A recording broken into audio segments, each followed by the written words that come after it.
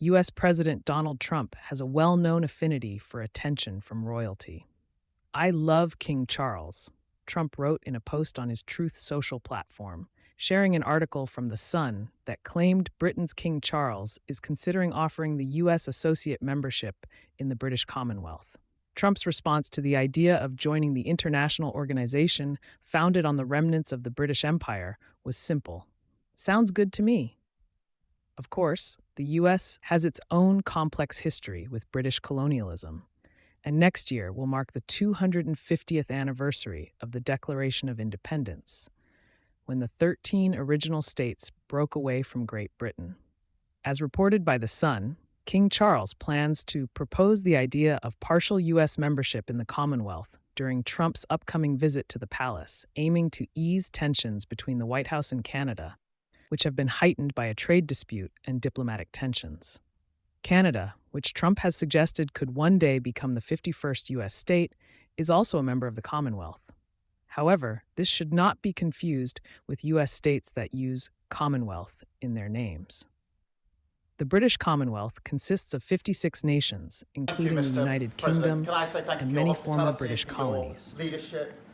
We have met a number of times, we've talked a number of times, and we have had a very constructive conversation. I'm sure we will today. And of course, our countries have been bound together for a very long time now.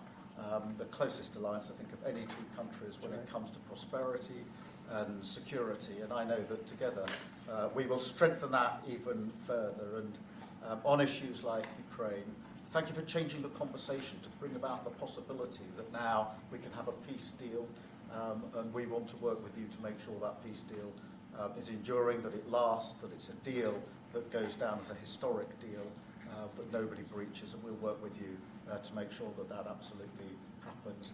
And it is my pleasure to bring from His Majesty the King a letter. He sends his best wishes and his regards, of course.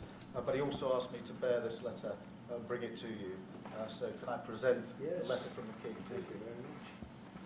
Am I supposed to read it right now? Yeah, please do.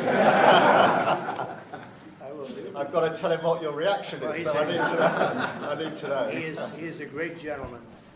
A great, great gentleman.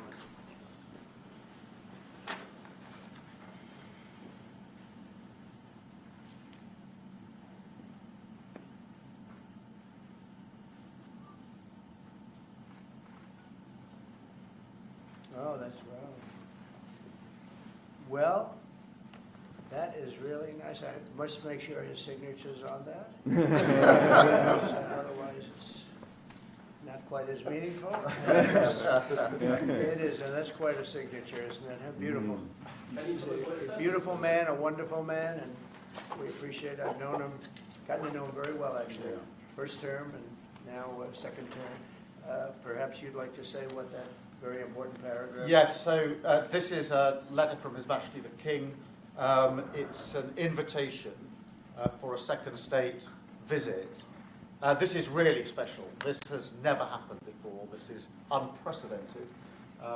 And I think that just symbolises the strength of the relationship between us. So this is a very special letter. I think the last state visit was a tremendous success. It was.